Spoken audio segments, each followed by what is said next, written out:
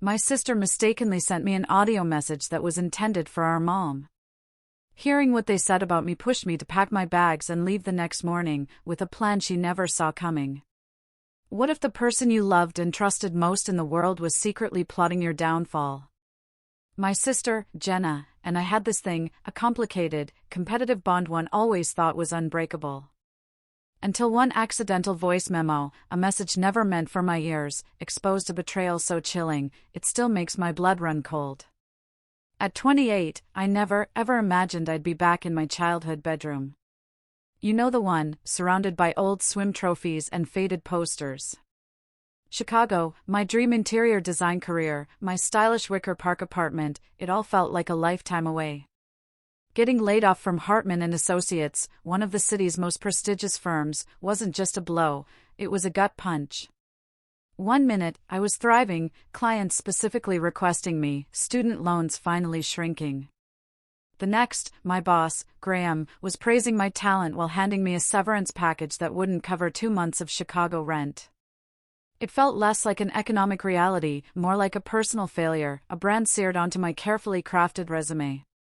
Weeks of dead-end job applications later, with my savings account dangerously thin, swallowing my pride and calling my parents felt like admitting total defeat. But they were kind, offering their Maryland home as a temporary landing pad. "It'll be fun," they said. "Jenna and her family are visiting for the summer." Fun, right? That 12-hour drive from Chicago felt like a slow, painful retreat.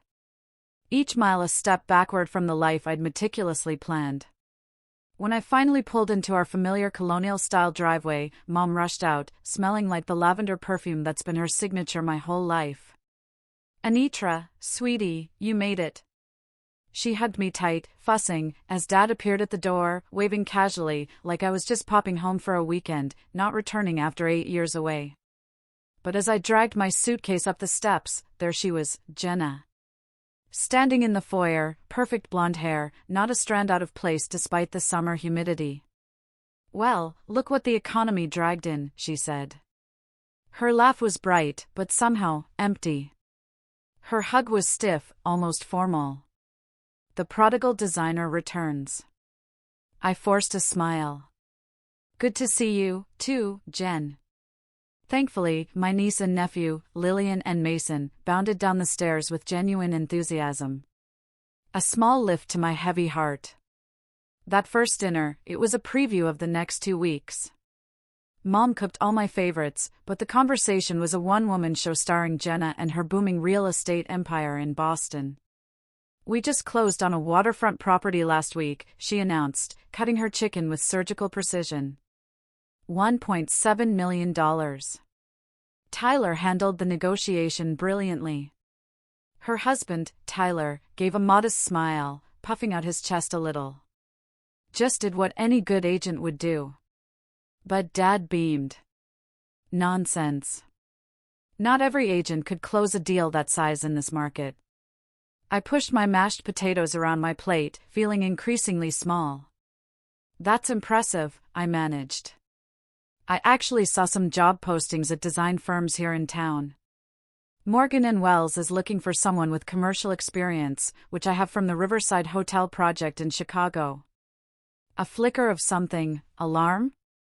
Panic? Crossed Jenna's face so quick I almost missed it, instantly replaced by that bright, fake smile. "Oh, but I thought you loved the Chicago design scene," she chirped. "Wouldn't taking a job here be settling?" Mom jumped in before I could even process the insult. "Well, I think it's smart to keep options open, but there's no rush, dear. You should take some time to decompress after your setback." The way she said setback made my layoff sound like a personal failing, not a global economic downturn. I caught the quick, conspiratorial glance between my sister and my mother. A familiar chill ran down my spine. Growing up, years apart, Jenna and I were always polar opposites. She was the practical, popular one, the rule follower, the charmer. I was the creative dreamer, questioning everything, spending hours rearranging my bedroom furniture. She was homecoming queen. I was at an art installation. She got straight A's. I got A's in art and English, B's and C's in everything else, which, of course, was always the focus. Later that night, unpacking in my old room, I found my sketchbooks. Pages filled with room designs, furniture ideas, concepts that had formed the foundation of my portfolio, the very one that got me into design school. I flipped through them, remembering the pure joy of creation before career pressure and competition clouded everything. A soft knock. Jenna stood in the doorway, 2 glasses of wine in hand. "Peace offering," she said, extending one. "I know coming home isn't easy." For a second, just a second, it felt like old times, before adult responsibilities and that invisible barrier had settled between us. "Your portfolio from Chicago," she said, gesturing to the leather case. "Can I see what you've been working on?" I hesitated, but then pulled it out. As I showed her my projects, explaining concepts, challenges, I noticed something profoundly odd. Instead of her usual polite disinterest, Jenna was asking detailed questions, almost taking mental notes. When I showed her my concept for a sustainable commercial space, a project that had even won an industry mention, she paused longer than necessary, studying the design elements with an intensity I'd never seen from her. "This is really good, Annie," she said, finally using my childhood nickname. "Really innovative." It was the first genuine compliment about my work she'd given me in years. And despite everything, it warmed something inside me. Maybe, just maybe, this time back home could heal some old wounds. But as she left my room, I overheard her on the phone in the hallway. Her voice low, but clear enough. "No, she just got here." "Yes, but I don't think." "Listen, I need to make sure this works out like we discussed." An uneasy feeling settled in my stomach. I told myself I was being paranoid, that the stress of unemployment was making me suspicious. But lying in my too small childhood bed, I couldn't shake the feeling that beneath the surface of our family reunion, currents were moving in directions I couldn't yet see. I just didn't realize how quickly I'd be pulled under. 2 weeks in, the awkwardness had settled into an uncomfortable routine. Mom made breakfast, asking about my job search with a mix of concern and what felt more and more like judgment. Dad retreated to his wood shop, avoiding the simmering feminine tension. Jenna worked remotely from the dining room, her professional voice carrying throughout the house. The first truly odd moment came when I walked into the kitchen to find Mom and Jenna huddled over coffee, speaking in hushed tones. They immediately straightened up, separating like guilty school children. "Good morning," I said, reaching for a mug. "What were you two whispering about?" "Just discussing Mason's birthday party plans," Mom said quickly. Too quickly. "In July." "His birthday's in November," I pointed out. Jenna laughed. A high, unnatural sound. "We book venues months in advance. The good places fill up fast." I nodded, unconvinced, but let it go. Maybe I was being oversensitive. Later that afternoon, my old classmate Maya texted me out of the blue. "Heard you're back in town. My boss at Riverfront Designs is looking for someone with big city experience. Interested in an interview?" My spirits soared. Riverfront was the most prestigious design firm in the area, handling luxury homes and boutique hotels along the eastern seaboard. I texted back an enthusiastic yes before heading downstairs to share the good news. I found Jenna and Mom in the living room, flipping through old photo albums. "Great news," I announced.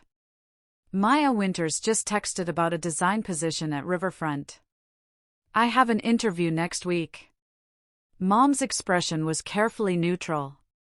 "That's nice, dear, but isn't Riverfront rather small compared to your Chicago firm?" "Actually, they've expanded a lot," I explained, a little exasperated. "They handle major projects up and down the coast. It could be a really good opportunity." Jenna's reaction was even stranger. Her smile looked pasted on, her eyes darting quickly to Mom. "That's wonderful." "Truly, though, I thought you wanted a break before jumping back in." "I never said that," I replied, confused. "I've been applying to jobs since I arrived." Of course you have, Jenna said smoothly, her tone suggesting the exact opposite. I just want to make sure you're not settling for the first thing that comes along out of desperation. The word desperation stung, making my cheeks flush hot. I'm not desperate. Riverfront is a legitimate opportunity. I'm sure it is, Jenna said, her tone dripping with skepticism. Well, good luck with it. I retreated upstairs, bothered by their lackluster response, trying to focus on preparing for the interview. As I updated my portfolio, I heard Jenna's voice floating up from below. The words indistinct, but her tone urgent. Curiosity got the better of me. I crept to the stairwell. We need to make sure she doesn't get it, Jenna was saying. You know how she is when she gets fixated on something. My stomach dropped. Was she talking about me? About the job? I couldn't hear Mom's response, but Jenna continued, I know, but trust me, it's for the best. She'll thank us later. I backed away from the stairs, my mind racing. Was I misinterpreting this? Could my own sister actually be trying to sabotage my job opportunity? It seemed paranoid, even for our competitive relationship. Maybe she was talking about something else entirely, but the seed of doubt had been planted. Over the next few days, I started noticing patterns I might have otherwise dismissed. When I mentioned needing to update my portfolio website, our internet mysteriously slowed to a crawl. When I scheduled a practice interview with an old college friend via video call, Jenna suggested a family outing at exactly the same time. When I mentioned which projects I planned to highlight, Jenna made subtly undermining comments about how regional clients might find those concepts too urban. The gaslighting reached its peak during family movie night. We were watching a romantic comedy where the main character lost her job in the city and returned to her small hometown. Remind you of anyone?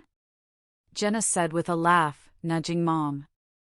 It's a common story arc, I replied evenly.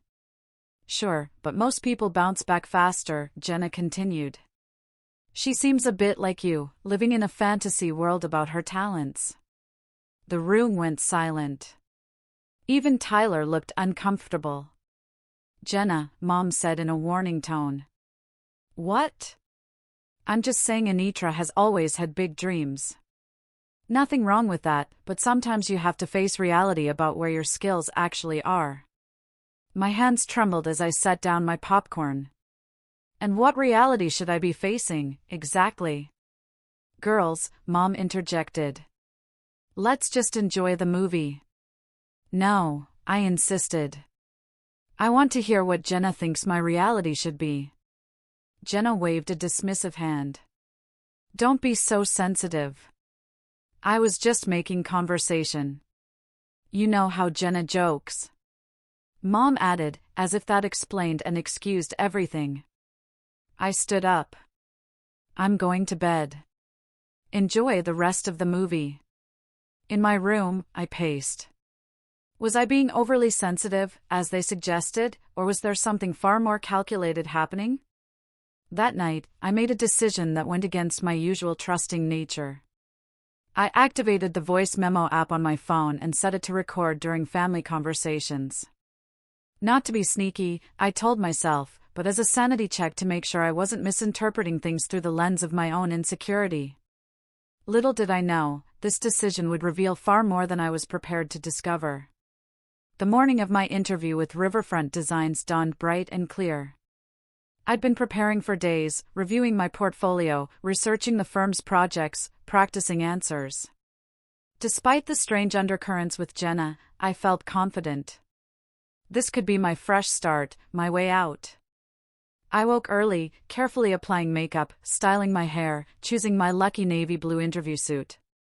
For extra luck, I added the silver bracelet my grandmother had given me. As I was putting on my earrings, my phone chimed. A voice memo from Jenna. My first thought was, finally, an olive branch. Maybe a good luck message. I tapped play, holding the phone to my ear. Mom, I need to talk to you about Anitra's interview today. Jenna's voice came through clearly, but with a tone I'd never heard before. Hard. Calculating. I froze. Mascara wand halfway to my eye. This wasn't meant for me. She'd accidentally sent it to the wrong person. Stop listening, I told myself. This is private, but then I heard my name again, and something in Jenna's tone made it impossible to turn off.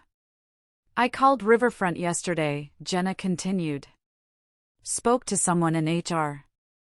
I told them I was a former colleague from Chicago with concerns about her work ethic. Suggested they might want to verify her references more thoroughly. My hand began to shake.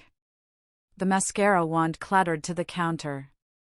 Mom, we can't let her get established here. You know what Dad said about possibly helping her start her own small design business if the job search doesn't pan out? Can you imagine? After I've worked so hard to be the successful one in the family. I heard my mother's muffled response, not the exact words. Of course, I feel bad, Jenna replied, sounding anything but remorseful. But remember that business plan she created in her final year of design school, the one for the sustainable interior design consultancy? Well, I took that concept when she left it on her laptop during Christmas break. Those ideas became the foundation for the eco-friendly property division that made my real estate business stand out in Boston. My knees weakened, and I sank onto the edge of my bed. The sustainable design concept had been my passion project, something I'd worked on for months. I'd noticed similarities in Jenna's business model, but had chalked it up to coincidence or perhaps unconscious influence after our discussions. The truth is, Jenna's voice continued, dropping lower. I've always been jealous of her talent. She makes everything look effortless. Do you know how hard I have to work for every client, every sale? She sketches something beautiful in minutes while I'm grinding away.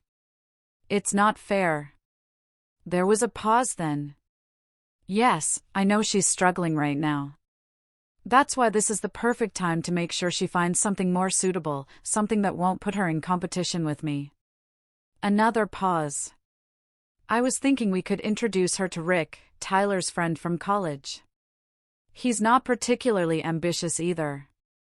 He wouldn't mind dating someone unsuccessful. The voice memo ended there, presumably because Jenna realized she was recording rather than making a call. For several minutes, I couldn't move. My body felt disconnected from my brain as the implications washed over me in nauseating waves. My own sister had actively sabotaged my career. My mother was complicit. They had discussed my failure as if it were a foregone conclusion, something to be managed rather than a temporary setback I needed help to overcome. I rushed to the bathroom, barely making it before I was sick. After splashing cold water on my face, I looked at my reflection. The woman staring back looked shell-shocked, pale beneath her carefully applied makeup. I played the message again, needing to confirm I hadn't imagined it. Each word cut deeper the second time. The casual cruelty, the admission of theft, the ongoing conspiracy to keep me in my place. Worst of all was the revelation that my mother hadn't defended me. She had participated in this conversation, apparently agreeing with Jenna's assessment and plans. The two people I trusted most in the world had been working against me, possibly for years. I checked the time. The interview was in 90 minutes. I had to pull myself together. Canceling wasn't an option. Not now that I understood what I was up against. With mechanical movements, I fixed my makeup, covering the evidence of tears and shock. I straightened my suit, put on my professional mask, and walked downstairs with my portfolio. Mom was in the kitchen preparing breakfast. Jenna sat at the table typing on her laptop. Both looked up when I entered. "You look nice, honey," Mom said. "Big day today. Want some breakfast before your interview?" Jenna asked, her smile not reaching her eyes. "You need to keep your strength up." The normality of the scene was surreal after what I'd just heard. They had no idea what had been revealed. No clue that everything had changed. "No thanks," I managed to say. "I'll grab coffee on the way." "Good luck today," Jenna called as I headed for the door. Though, you know what they say about luck. It's when preparation meets opportunity. Her words, once seemingly supportive, now rang with double meaning, a cruel twist of the knife. I nodded without turning around, afraid my face would betray me.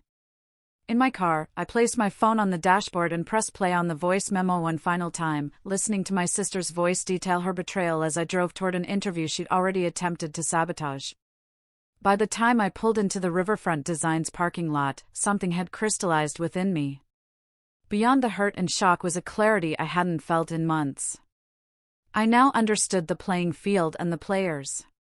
The only question remaining was what I would do with this knowledge. I nearly collided with a delivery truck on the way to Riverfront. My hands shook on the steering wheel, and twice I had to pull over to collect myself. The voice memo played on repeat in my mind, *, I've always been jealous of her talent. We can't let her get established here. I called Riverfront yesterday, *, somehow, I arrived at the sleek glass building that housed the design firm. I sat in my car for several minutes, breathing deeply and reapplying my lipstick in the rearview mirror.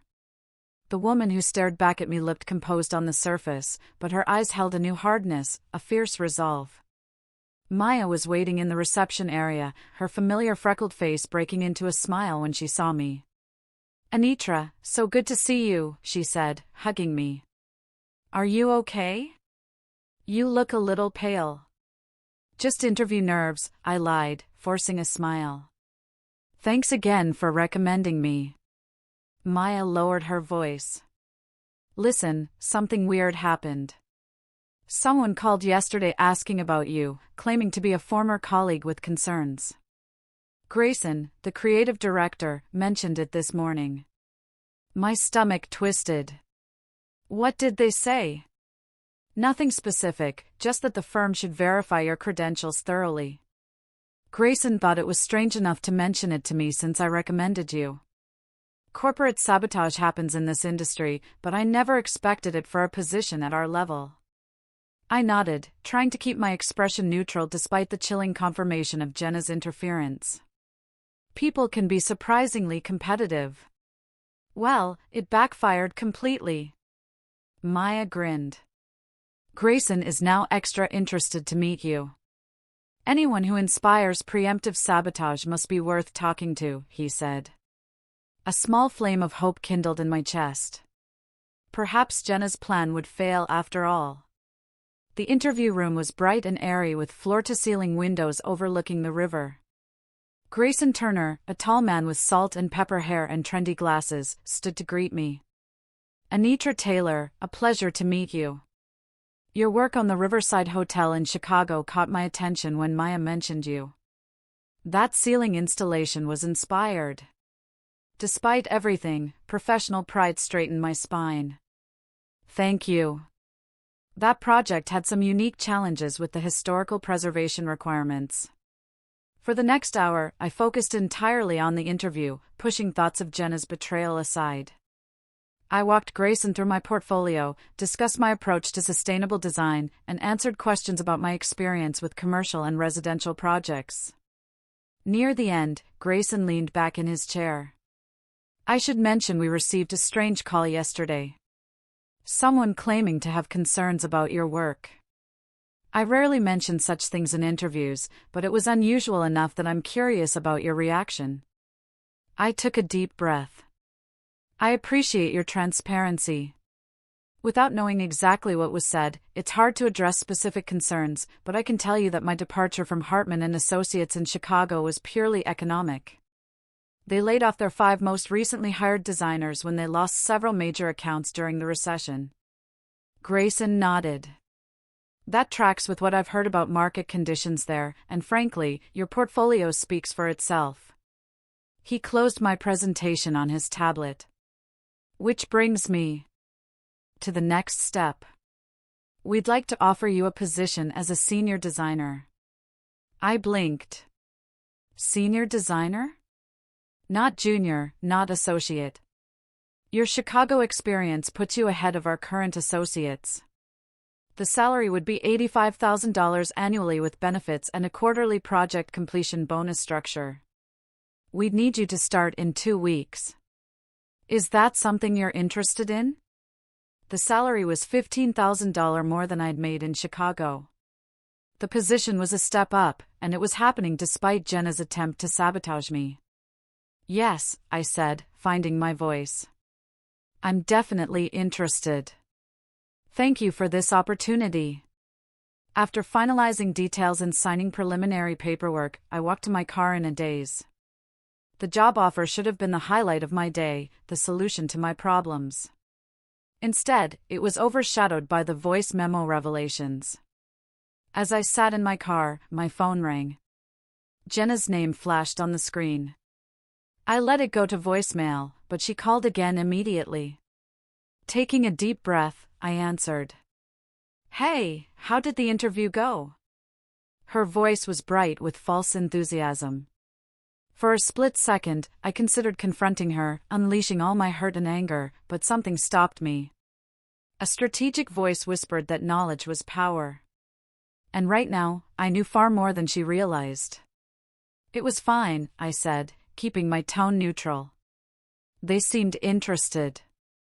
Well, don't get your hopes up too high. Regional firms can be very selective, but I'm sure something will work out eventually. Thanks for the encouragement, I replied, the words tasting bitter. Listen, I need to run some errands. See you at dinner. I ended the call and sat, still processing. I couldn't go back to that house tonight, not knowing what I knew, not with the pretense of normalcy when everything had been revealed as a lie. Instead of driving home, I went to my bank. I withdrew most of my remaining savings, enough to secure temporary housing and survive until my first paycheck. Next, I found a modest extended-stay hotel and paid for a week in advance. In my hotel room that evening, I sat cross-legged on the bed with my laptop, trying to make sense of the day's revelations. My phone buzzed repeatedly with texts from Mom and Jenna, asking where I was, when I'd be home for dinner. I responded vaguely about meeting with former classmates and needing some time to process the interview. As night fell, I stared out the window at the lights of the small city I'd once been so eager to escape. Now, it offered something unexpected, a fresh start away from the toxic family dynamics I'd never fully recognized until today. This wasn't just about a job anymore. It was about reclaiming my narrative, my talent, my future. And as much as part of me wanted simple revenge, a wiser voice urged justice instead. Jenna had built her success partly on my stolen ideas. She'd actively worked to suppress my opportunities. My parents had enabled this dynamic our entire lives. I opened a new document on my laptop and began typing, organizing my thoughts into what wasn't a revenge plot, but a strategic retreat. A plan to establish boundaries, reclaim my professional identity, and perhaps most importantly, to ensure that Jenna finally faced the consequences of her actions. By midnight, I had mapped out my next steps. I would accept the riverfront position, but request a 2-week delay in starting. During that time, I would gather evidence, secure my position, and prepare for the confrontation that would inevitably come. For the first time since hearing the voice memo, I felt a sense of calm purpose.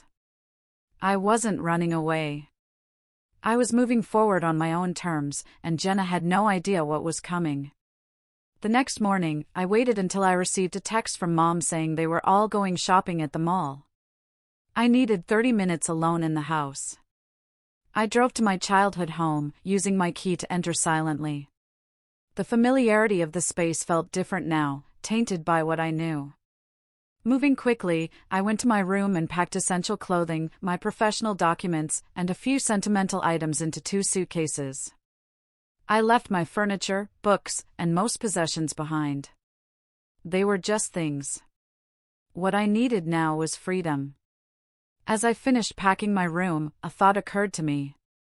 Jenna had admitted in the voice memo to stealing my business plan years ago. Was it possible she had other evidence of her deception? Driven by this hunch, I quietly entered the guest room where she and Tyler were staying. I felt uncomfortable snooping, but reminded myself of what was at stake. After a careful search, I found a folder tucked in her briefcase labeled Green Home Initiative. Inside were prints of my original sustainable design concepts from design school, complete with my handwritten notes. Some pages had Jenna's writing overlaid, adapting my ideas to real estate applications. Next to it was an email chain with Graham Hartman, my former boss in Chicago. The exchange was dated 2 weeks before my layoff. The email read, "Jenna, as requested, I've reviewed the situation. While Anitra's work is excellent, she would indeed be included in any reduction if we needed to cut staff. I appreciate the heads up about your family's concerns regarding her career trajectory. Sometimes these difficult moments become redirections to more suitable paths. I'll keep this conversation in confidence, of course." My hands trembled as I took photos of the emails and the folder contents. The layoff that had devastated me, that I'd thought was purely economic, had been influenced by Jenna's interference. She had reached out to my boss under the guise of family concern to ensure I would be among those let go. The betrayal cut even deeper than I'd imagined. This wasn't just recent sabotage. This was years of calculated undermining, disguised as sisterly concern. I replaced everything exactly as I'd found it and continued my swift packing. In the kitchen, I left a brief note, taking some personal time to think. "I'll be in touch when I'm ready. Please respect my space. Anitra."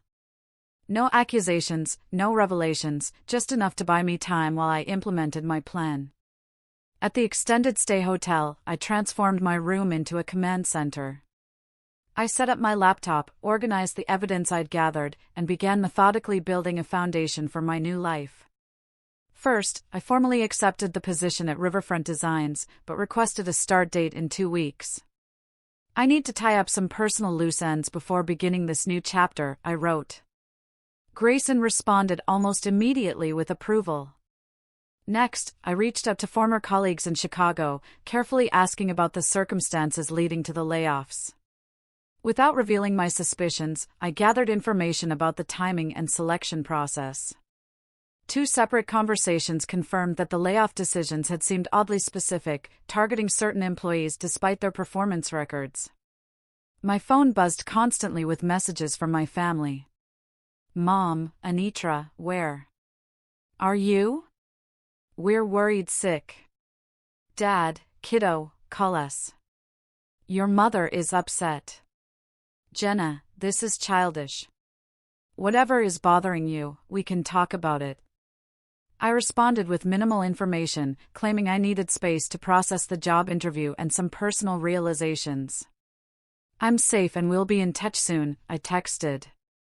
"Please respect that I need a few days alone." Their responses were revealing.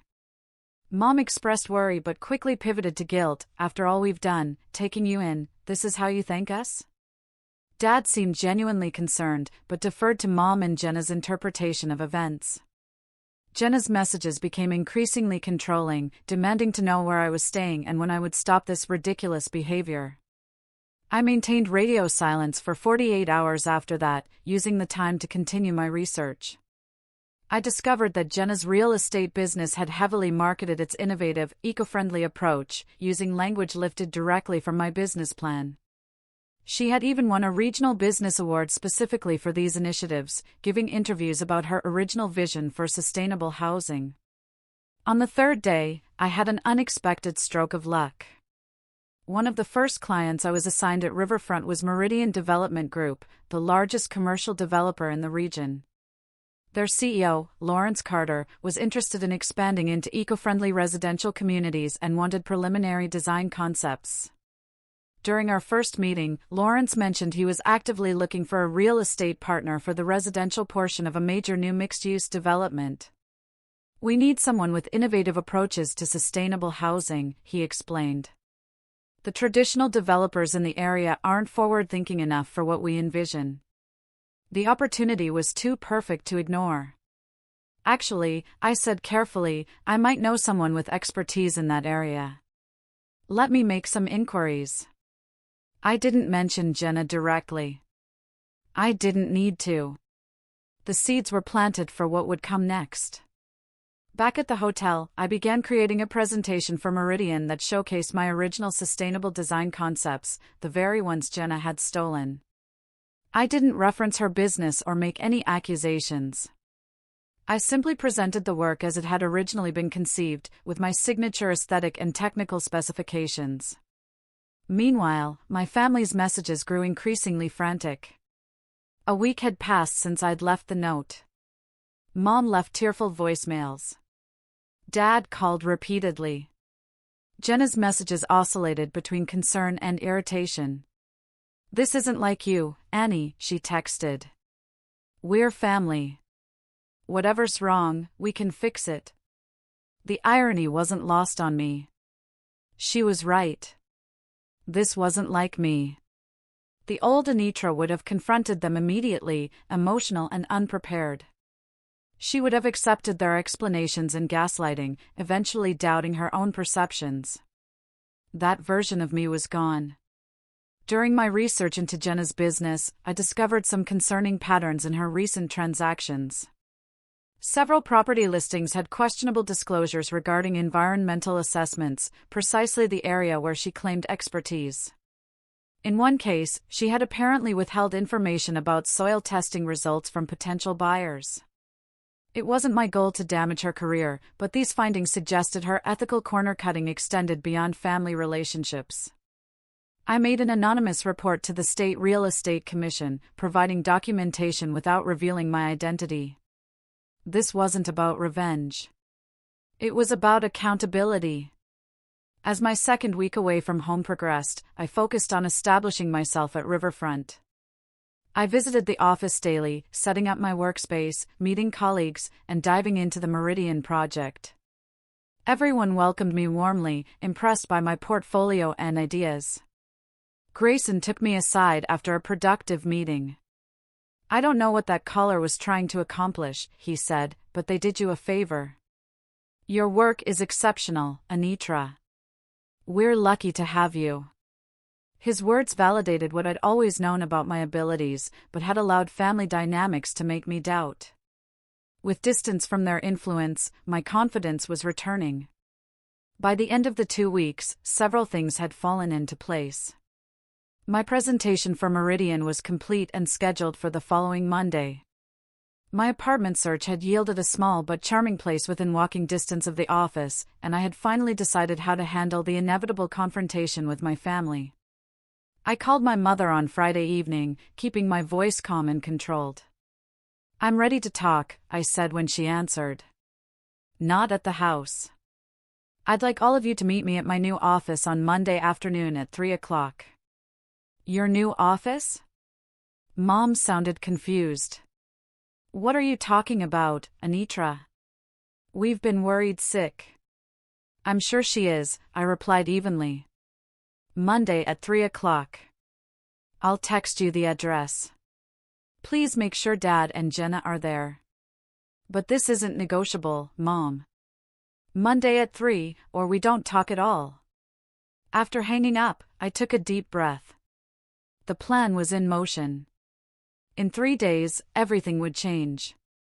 Not because I sought revenge, but because the truth needed to finally see the light of day. Monday morning arrived with a clarity of purpose I hadn't felt in years. I dressed carefully in a tailored charcoal suit with a deep emerald blouse that brought out the green in my hazel eyes. Power dressing wasn't just about looking professional today. It was armor for the confrontation ahead. My first official day at Riverfront Designs began with a team meeting where Grayson introduced me as their new senior designer.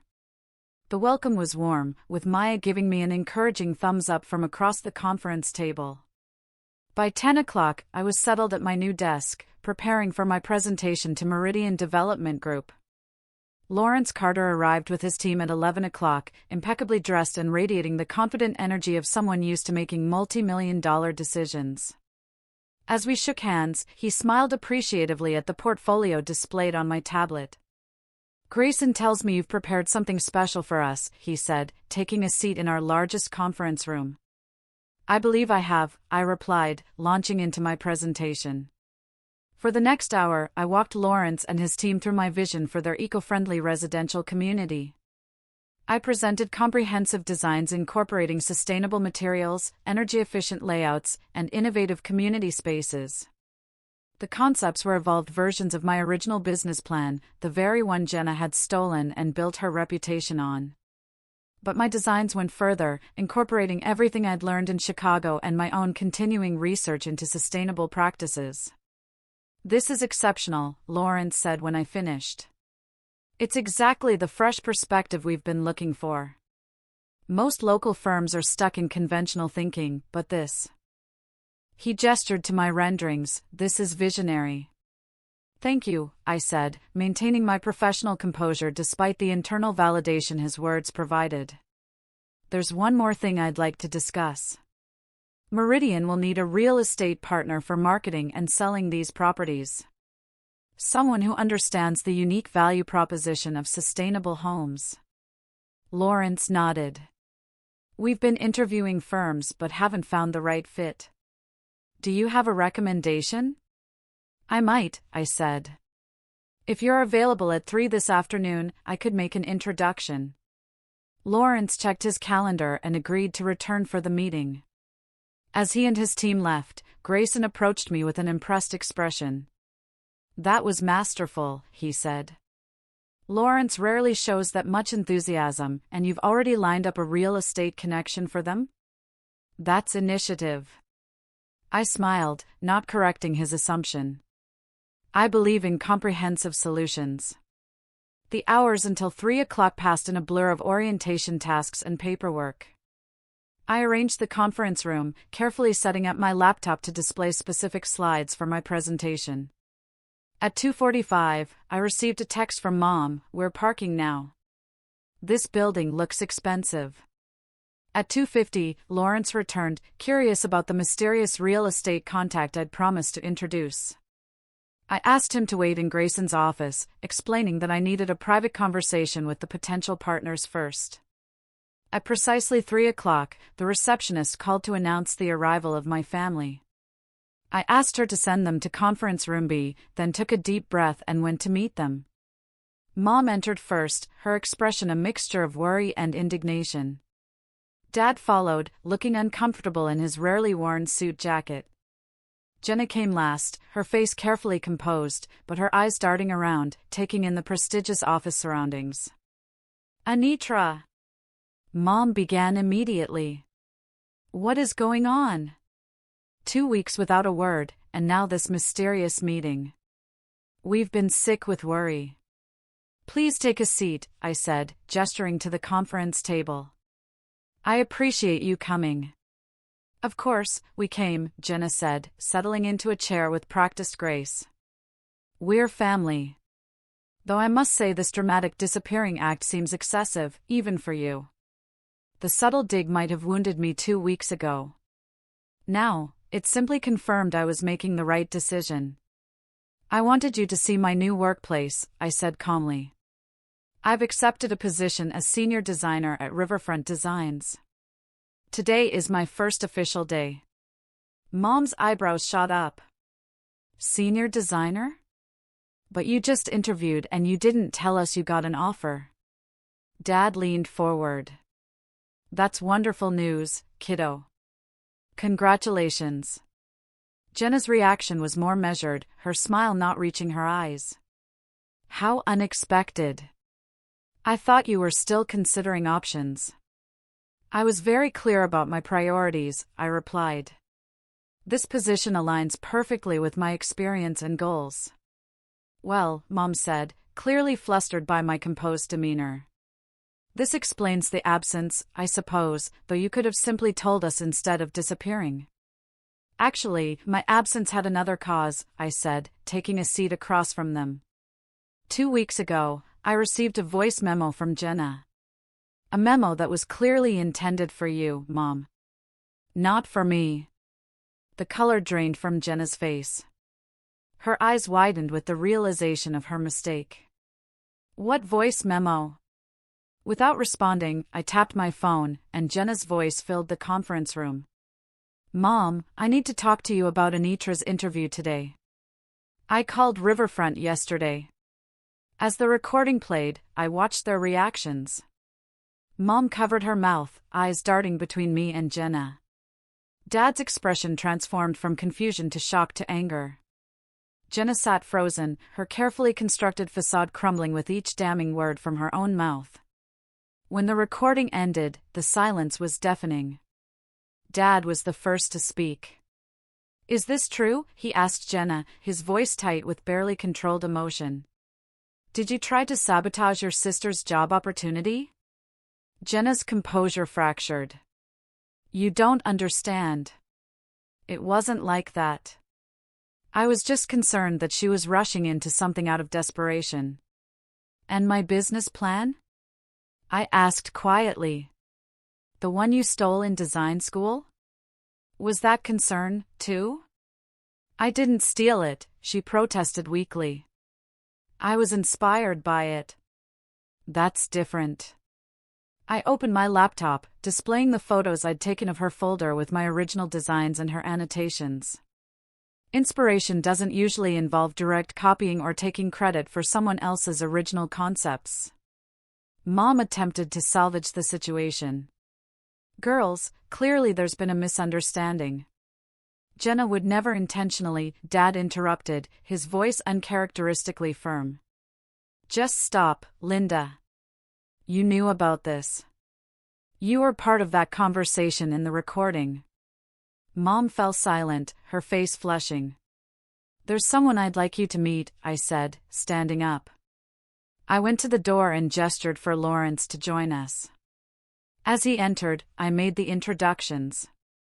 Lawrence Carter, CEO of Meridian Development Group. "Lawrence, this is my family. And this," I nodded toward Jenna, "is Jenna Taylor Morrison, the real estate agent I mentioned." Recognition flickered in Jenna's eyes. Everyone in local business circles knew Meridian Development Group and its influential CEO. This was potentially the biggest client opportunity of her career, and she was walking into the room at the exact moment her deception had been exposed. "Miss Morrison," Lawrence said, extending his hand. "Anitra tells me you specialize in eco-friendly properties. That's precisely what we're looking for in our new development partner." Jenna glanced at me, confusion warring with opportunity in her expression. She shook his hand automatically. "Yes, sustainable housing is my passion." "Wonderful," Lawrence continued, "though I must say the concepts your sister presented this morning were remarkably innovative. She mentioned they were evolved from initial work she did in design school. You must be proud to have such talent in the family." The implication was clear. Lawrence, whether intentionally or not, had just credited me with the original concepts Jenna had built her reputation on. Jenna's smile became strained. "Anitra has always been creative." I turned to Lawrence. "I should be transparent, Lawrence. I invited my family here today to address some concerning issues regarding those very concepts we discussed this morning." Lawrence looked between us, sensing the tension. "Is there a problem I should be aware of?" Before I could respond, Jenna stood abruptly. "Excuse us, Mr. Carter. This is a family matter that requires private discussion." "Of course," he said smoothly. "Anitra, perhaps we should reschedule our follow-up." "Actually," I replied, "I think it's important you hear this." Jenna's eco-friendly real estate approach was built on concepts she took from my business plan in design school. Concepts I've evolved and presented to you today. The room went silent. Lawrence's expression remained carefully neutral, but his eyes sharpened with interest. He was, after all, a businessman who had navigated countless complex situations. "I see," he said finally. "Family business collaborations can be complicated." "This wasn't a collaboration," Dad said, surprising everyone. According to that recording, Jenna took Anitra's work without permission and has been actively working to suppress her sister's career. As her father, I'm ashamed and appalled." Jenna turned to him, eyes wide. "Dad, you don't understand." "I understand perfectly," he interrupted. "I've watched you two compete your entire lives, but I never imagined it had gone this far." Lawrence cleared his throat. "Perhaps I should give your family some privacy." "Before you go," I said, I want to be clear that I didn't arrange this meeting for revenge or to damage anyone's reputation. The work I presented today stands on its own merits, regardless of its history. And Jenna, her business experience is valuable, regardless of how some of her concepts originated. Lawrence studied me for a moment, then nodded slightly, a glimmer of respect in his eyes. Integrity noted. Anitra, I will be in touch about next steps. He shook my hand and left the conference room, closing the door behind him. As soon as he was gone, Jenna turned on me. How could you? Do you have any idea what this could do to my business? I didn't expose you, I said calmly. You exposed yourself when you recorded that voice memo. When you called my potential employer to sabotage me? When you stole my work years ago and built your reputation on it? I built my business through hard work, she snapped. Yes, I used some of your concepts, but I was the one who executed them. I was the one who took the risks. You were off playing designer in Chicago while I was building something real here. And that justified sabotaging my career, calling my boss in Chicago, making sure I would be laid off? Mom gasped. Jenna, you didn't. Jenna's silence was confirmation enough. Dad stood up, pacing the conference room. All these years, we thought you two were just naturally competitive. We never imagined. He looked at Mom. And you knew about this? You helped her undermine your own daughter? Mom's eyes filled with tears. I just wanted what was best for both of them. Jenna seemed so threatened by Anitra's talent. I thought if Anitra found a different path, something less competitive with her sister, they could both be happy. So, you decided what my path should be, I said quietly, without my input, without respecting my choices or my abilities. The truth hung in the air between us. Decades of family dynamics suddenly exposed in their dysfunctional reality. What happens now? Jenna asked finally, her voice small. Are you going to report me to the real estate board? Tell all my clients? I shook my head. I'm not interested in destroying you, Jenna. I just want to live my life and pursue my career without interference. The anonymous report about your disclosure practices was made because clients deserve transparency, not to hurt you personally. Her head snapped up. That was you? The commission is investigating me because of you. The commission is investigating you because of your actions, I corrected. Just like your current situation is the result of your choices, not my response to them. I stood up, gathering my materials. I have work to finish today. I've booked an apartment starting next week. I'll come by the house tomorrow to collect the rest of my things. Anitra, Mom began, reaching for my hand. Please, can't we talk about this? We're family. I gently withdrew my hand from hers. Yes, we are. And that's why this hurts so much. Family is supposed to support each other, not sabotage each other. I need time and space to figure out what kind of relationship I can have with you moving forward. As I walked them to the reception area, Dad hung back slightly to speak privately with me. I had no idea, he said, his voice rough with emotion. I'm so sorry, Anitra. I should have seen what was happening. It's not entirely your fault, I replied.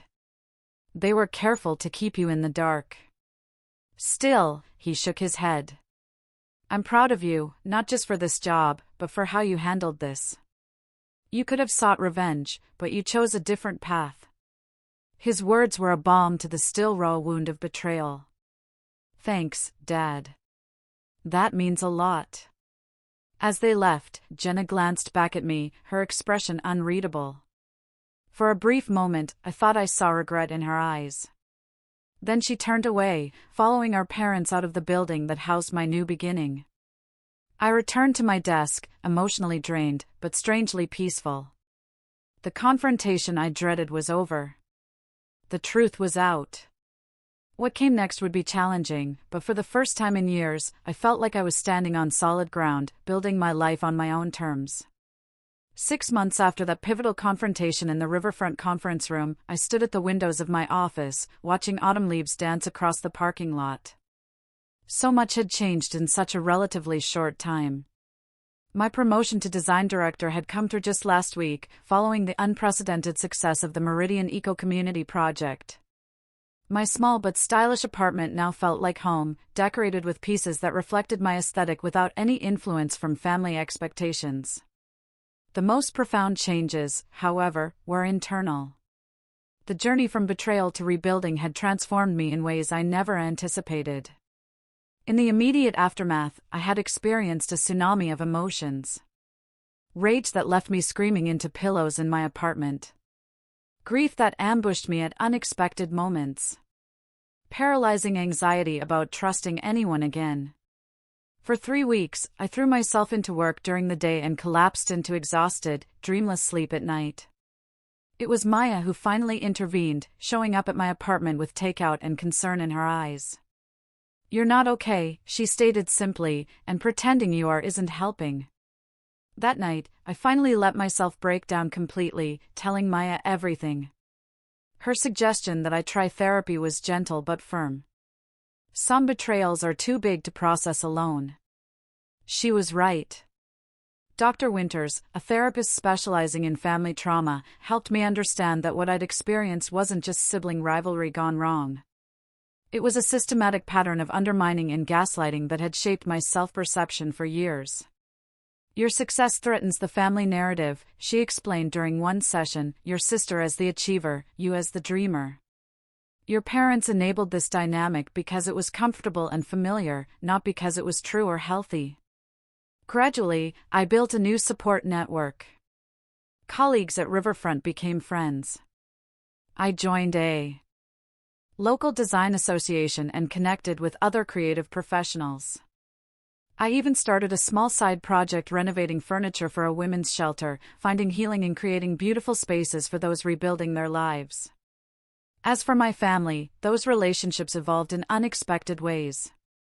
Dad was the first to reach out meaningfully, asking to meet for coffee a week after the confrontation.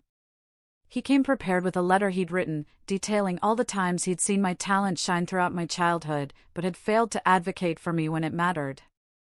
"I thought staying neutral was the right thing," he explained, his voice breaking. "I never realized neutrality in the face of wrongdoing is just another form of harm." Our relationship slowly rebuilt on a foundation of honesty rather than avoidance. He began visiting my office occasionally, genuinely interested in my projects. When I restored an antique drafting table I'd found at an estate sale, he helped me reinforce the joints and refinish the wood, our hands working together in his workshop like they had when I was a child. Mom was a more complicated story. Her initial reaction had been defensive, insisting she only wanted to keep peace in the family.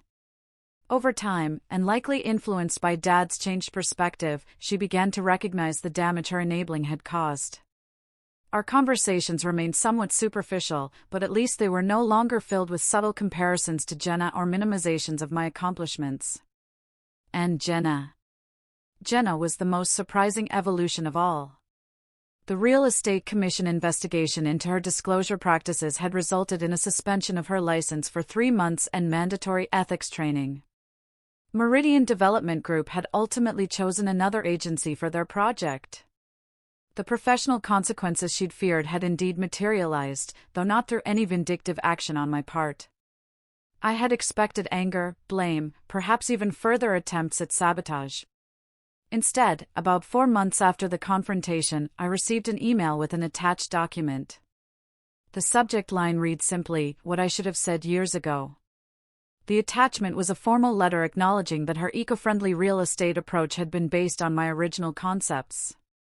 She had sent copies to the State Real Estate Board, the local business association that had given her awards, and several industry publications.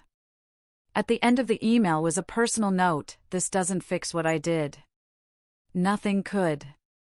But it's a start. When you're ready to talk, I'm ready to listen."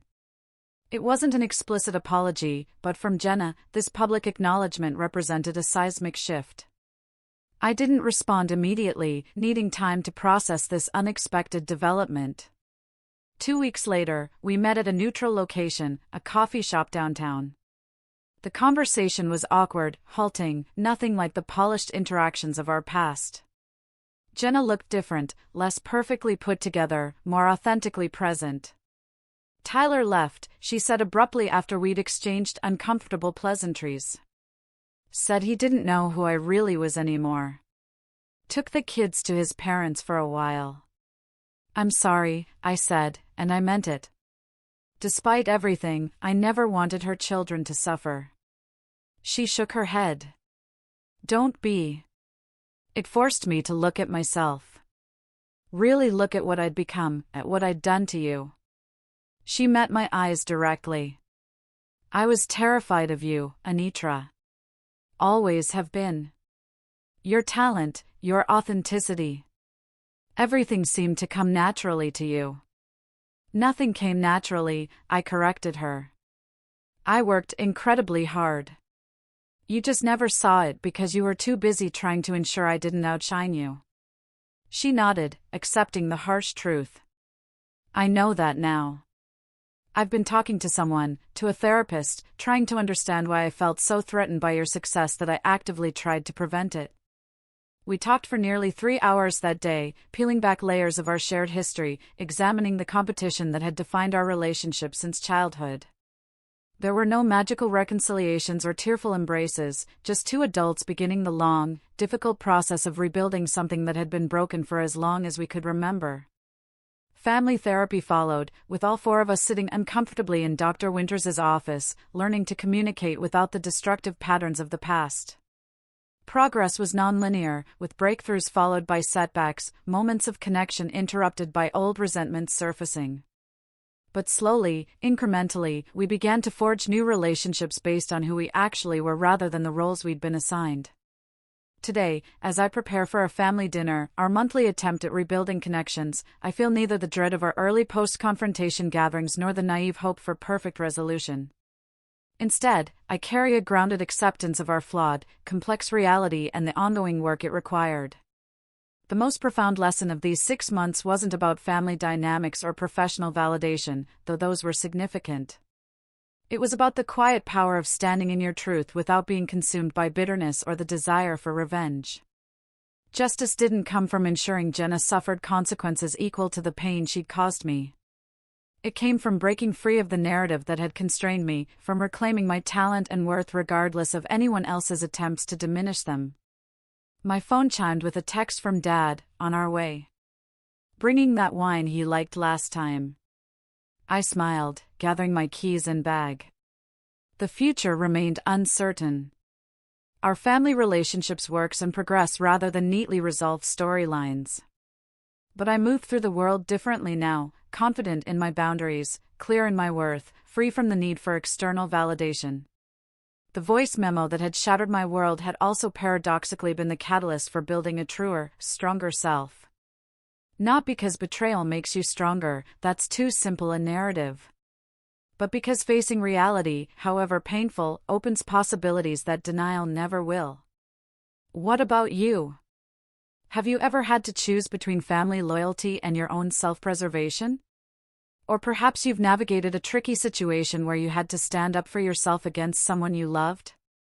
Tell me what you think in the comments below, I really want to know.